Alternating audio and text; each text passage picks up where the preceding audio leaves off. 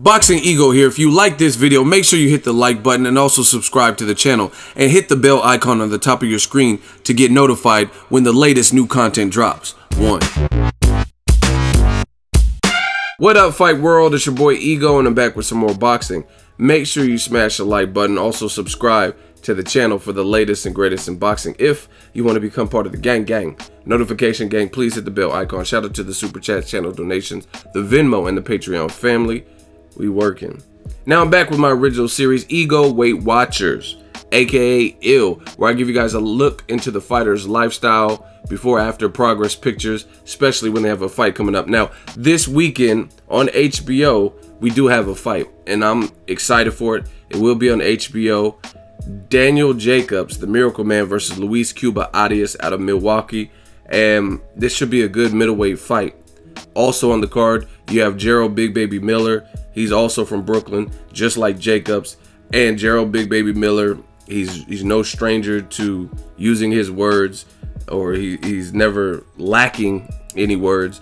He has a lot to say. He's fighting Marishwek, and Marishwek is a big dude. I think he's 6'9", 6'10", something like that. So it should be overall a good card. Before I get started, make sure you guys go to YouTube, HBO Boxing, to watch the Daniel Jacobs My Fight special.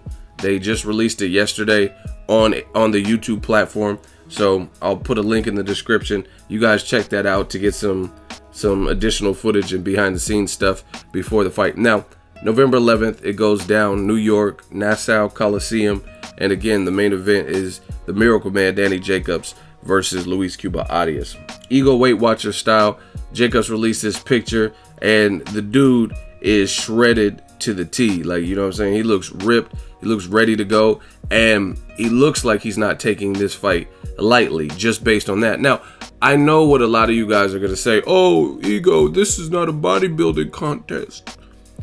Cliche. I understand it's not a bodybuilding contest. However, if you had to gauge a fighter and his attitude towards his upcoming fight and preparation, would you rather like to see that person look shredded and dialed in, or would you like them to be soft and fatter, you know what I'm saying, or look out of shape or tubby? Like even like Boxingego, he didn't look like he came in very high, over 250 pounds in this rematch. I was just there at the weigh-in in Brooklyn versus Deontay Wilder. So you know what I mean, at the end of the day, your physique is not going to win you the fight, but this is what I like to see in an upcoming fight. Now the other thing is, I give Daniel Jacobs credit because he's going in against an undefeated guy, and technically, it's not even technically, it's a fact, he's coming off a loss. The reason I said technically is because I thought he beat Gennady Golovkin, but the judges didn't agree with me and they didn't see it the same way. They gave a unanimous decision to Golovkin. I covered that fight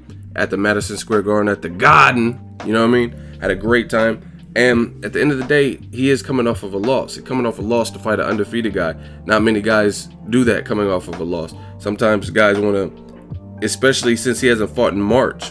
It's about to be the end of the year, it's November. So some guys would like slowly, you know what I mean? Like for example, here's a perfect example I just thought off the top of my head. Jacobs fought against Golovkin and lost the decision in March. Danny Garcia fought against Keith Thurman in March also of this year, and he lost the decision. But the difference is, we haven't seen Danny Garcia come back at all. We don't know if he's fighting. I mean, I don't know. Is there even enough time for him to fight in December? And they were talking about him fighting against like a Brandon Rios, a guy who's not undefeated. So if that is in fact the case, then that means Danny Garcia, coming off a loss, you know what I mean, he's climbing back up the ladder, which is his right. You know what I'm saying? You could do that. I don't have a problem with that. I mean, it's not like he's a champion anymore, so if he wants to fight a Brandon Rios, so be it. But Jacobs isn't doing that. You know what I'm saying? He's trying to get right back into contention to fight the Saunders-Lemieux winner, who will be a champion. Canelo versus Triple G, one of them, or if they rematch each other, then get an actual winner in that fight instead of a draw. He's trying to get right back into the mix, you know what I mean? Maybe even a Charlo, I don't know. So to me, that's respectable. That's respectable. And he's taking on an undefeated guy. Now, some people, this is how boxing works. Some people don't know Luis Cuba Arias. I've interviewed Luis Cuba Arias, you know what I mean? And I've been to multiple fight cards where he was on and seen his performances, he's a good fighter. Formerly signed to Floyd Mayweather's TMT, so Floyd obviously seen something in him that he liked. He seems very confident, I was watching the press conference for this fight, and he was like, "Man down, he's not getting up, Jim." And he, you know what I mean, he showed some theatrics at the press conference. And again, it's harder to take the undefeated fighters. Oh, and I'm not just trying to build up this fight. This is how I really feel, like I said. And Luis Cuba Arias, aside from his interviews, he has an amateur pedigree. Some people don't understand that.